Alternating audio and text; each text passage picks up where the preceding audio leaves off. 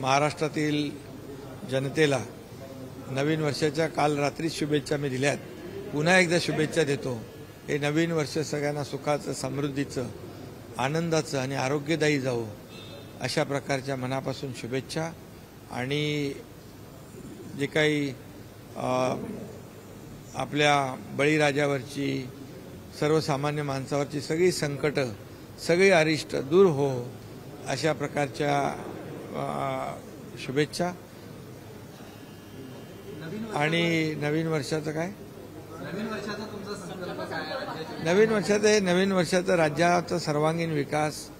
आणि राज्यामध्ये आपण काल एक मोठी मोहीम घेतली आपण डीप क्लीन ड्राईव्हची. त्याच्यामध्ये महाराष्ट्र स्वच्छता अभियान जे आहे, स्वच्छ महाराष्ट्र अभियान एक मोठ्या प्रमाणावर आपण मुंबईमध्ये सुरू केले, परंतु संपूर्ण महाराष्ट्रामध्ये टप्प्याटप्प्याने ते सुरू करतोय. आणि नागरिकांच्या आरोग्यासाठी ते देखील महत्त्वाचं आहे. त्याच्यामध्ये एक लोक चळवळ निर्माण व्हावी अशा प्रकारचा प्रयत्न आहे आणि मोठ्या प्रमाणावर त्याला प्रतिसाद लोक देत आहेत. हे आणि त्याचबरोबर येणारं वर्ष जे आहे यामध्ये राज्याचे जे प्रकल्प आहेत ते प्रकल्प अतिशय वेगाने पुढे नेण्याचा संकल्प, राज्याचा सर्वांगीण विकास, शेतकरी, कष्टकरी, कामगार, महिला भगिनी, युवा या सर्वांसाठीच सरकार निर्णय घेत आहे, सरकार योजना आखतंय. आणि त्याप्रमाणे या सर्व समावेशक आणि या राज्याचा सर्वांगीण विकास हाच ध्यास आमच्या सरकारचा आहे.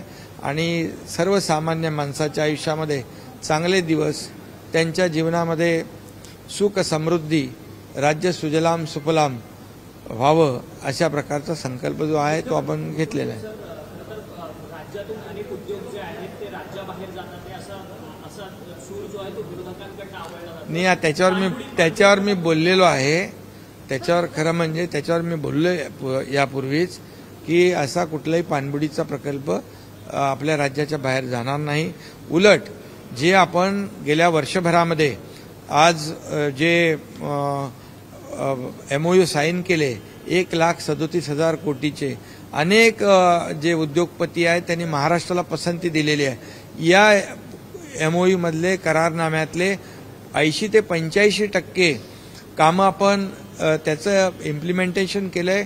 आणि आपण त्या उद्योगांना सिंगल विंडो क्लिअरन्स असेल, त्यांना लागणाऱ्या सवलती आहेत, त्यांना लागणाऱ्या परमिशन्स आहेत, या सर्व देतोय. त्यामुळे महाराष्ट्राला उद्योग प्राधान्य देत आहेत, पसंती देत आहेत.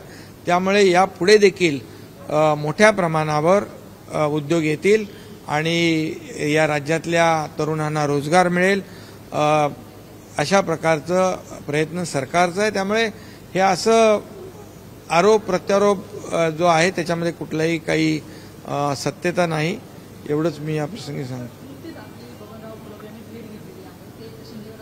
नाही बारे बाबा, त्यांचं समाज कल्याण विभागाशी काही त्यांच्या समाजाचे जे काही प्रश्न आहेत ते समाजाचे अध्यक्ष आहेत, चर्मकार समाजाची त्यांची मोठी संघटना आहे देश पातळीवरची, आणि ते त्यांचे 3-4 जे विषय आहेत ते घेऊन आले होते.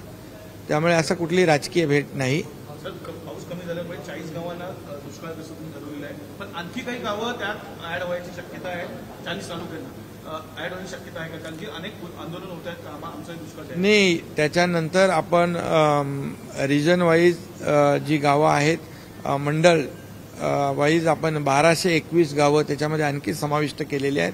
त्यामुळे दुष्काळग्रस्त शेतकऱ्यांच्या मागे सरकार उभं आहे आणि बिलकुल त्यांना वाऱ्यावर सोडणार नाही.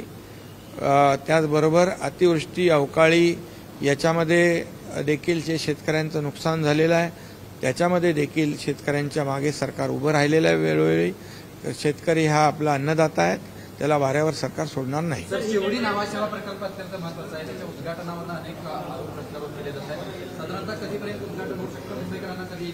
शिवडी नावासेवा हा जो काही अतिशय महत्वाकांक्षी प्रकल्प आहे, जो 22 किलोमीटरचा सिंगल लॉंगेस्ट सी ब्रिज आहे देशातला, त्याचं उद्घाटन जे आहे आदरणीय प्रधानमंत्री महोदयांच्या शुभ हस्ते 12 तारखेला आम्ही निश्चित केलं आहे. त्या प्रधानमंत्री महोदयांकडून वेळ मिळेल अशा प्रकारची अपेक्षा आहे आणि हा गेम चेंजर प्रकल्प आहे. जिथे 2 तास लागतात तिथे 15 ते 20 मिनिटांमध्ये मुंबईतला माणूस अगदी रायगडमध्ये पोहोचेल आणि वेळ वाचेल, इंधन वाचेल, प्रदूषण कमी होईल आणि अशा प्रकारचा हा अतिशय महत्वाकांक्षी प्रकल्प आम्ही लवकरच लोकार्पण करतोय. त्याचा एबीपी माझा, उघडा डोळे बघा नीट.